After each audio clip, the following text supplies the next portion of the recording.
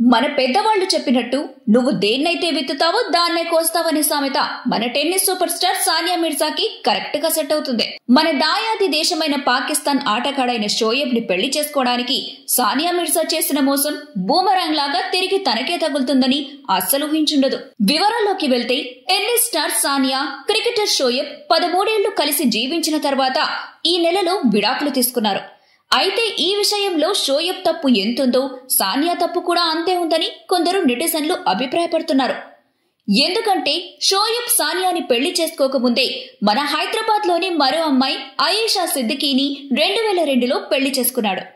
తనతో 8 ఏళ్ల పాటు కాపురం కూడా చేశాడు.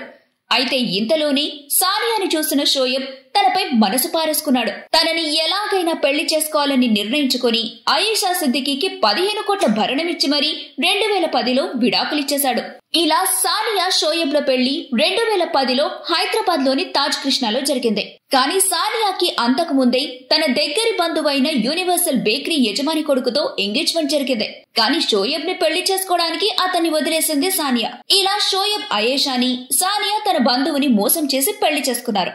పెళ్లి తర్వాత సానియా పాకిస్తాన్ రానని, దుబాయ్ లో సంసారం పెడదామని షోయబ్ ని ఒప్పించింది. చేసేదేం లేక భర్త షోయబ్ కూడా ఈ షరతుని ఒప్పేసుకున్నాడు. తాను పాకిస్తాన్ తరపున ఆట ఆడనని, నా దేశం ఇండియా కనుక ఇండియా తరపునే టెన్నిస్ ఆడతానని కూడా షోయబ్ కి తేల్చి చెప్పేసింది సానియా.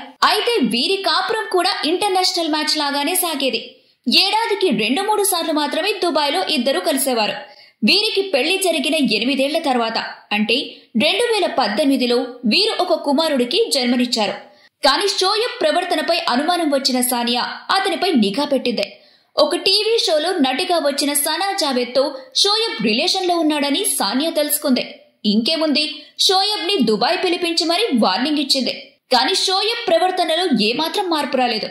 సనా జావేద్ కి ముందే సింగర్ తో పెళ్లైందని, తన క్యారెక్టర్ మంచిది కాదని భర్త షోయబ్ కి ఎంతో నచ్చజెప్పడానికి చూసింది సానియా. కానీ కామంతో కళ్లు మూసుకుపోయిన షోయబ్ కి ఇవేమీ ఎక్కలేదు.